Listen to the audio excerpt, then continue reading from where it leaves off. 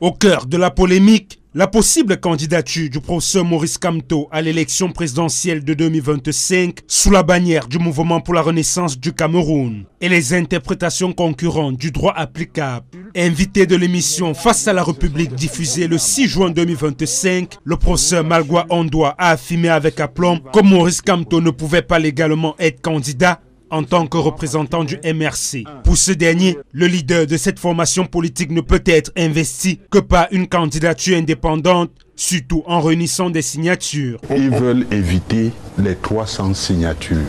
Voilà le fondement de tout. En réponse, dans une vidéo virale partagée sur les réseaux sociaux, le professeur Dimiap démonte méthodiquement les arguments de son collègue. Il rappelle une vérité fondamentale du droit public. Une loi ne peut être parfaitement légale et être inconstitutionnelle. Le législateur camerounais reste soumis à l'ensemble du bloc de constitutionnalité supérieure, qui est, par exemple, la souveraineté populaire, l'article fétiche de l'article 2 de la Constitution, l'égalité des citoyens, article 1 alinéa 2, et les droits et les libertés fondamentales.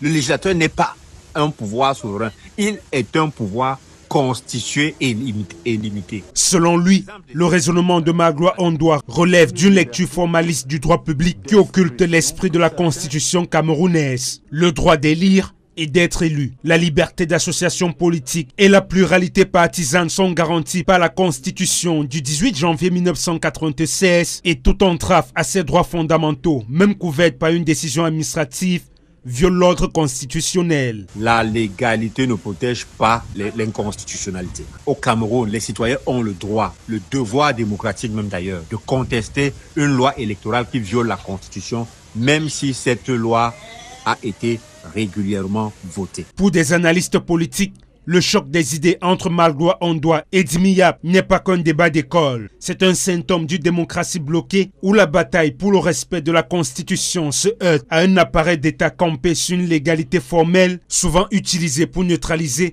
les adversaires politiques.